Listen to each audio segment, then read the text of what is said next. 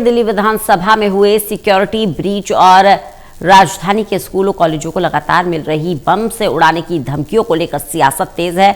आम आदमी पार्टी ने कानून व्यवस्था को लेकर केंद्र सरकार और दिल्ली पुलिस पर गंभीर सवाल खड़े किए हैं। आम आदमी पार्टी के प्रवक्ता घनेंद्र भारद्वाज ने कहा कि लॉ एंड ऑर्डर पूरी तरह से चरमरा चुका है। दिल्ली अब क्राइम कैपिटल बनती जा रही है।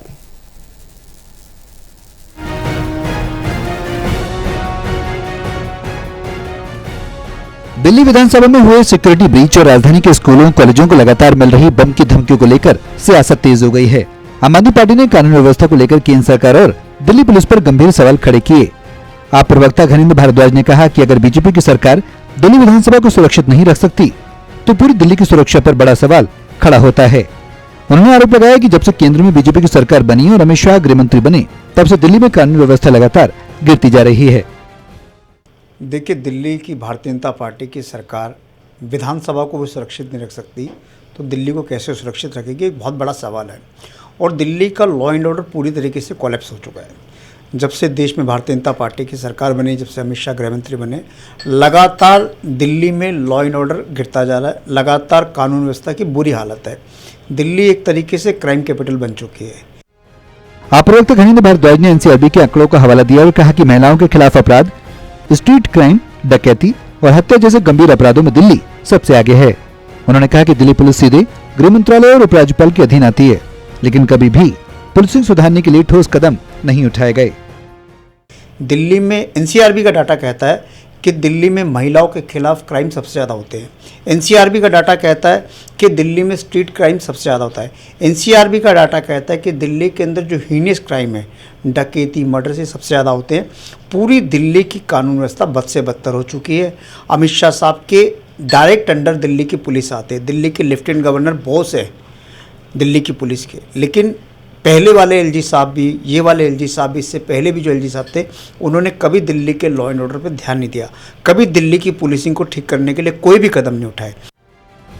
घनेंद्र भारद्वाज ने दिल्ली में बढ़ते गैंगस्टर नेटवर्क और एक्सटॉर्शन की घटनाओं पर भी चिंता जताई। उन्होंने कहा कि राजधानी गैंगस्टर्स की शरणस्थली बन चुकी है, जहां व्यापारी और आम लोग दहशत में जी रहे हैं।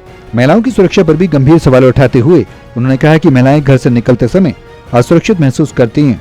आम आदमी पार्टी ने आरोप लगाया कि दिल्ली पुलिस और अपराधियों के बीच गठजोड़ है, जिसकी वजह से अपराध पर लगाम नहीं लग पा रही। दिल्ली में आज गैंगस्टर्स की शरणस्थली बन चुका है।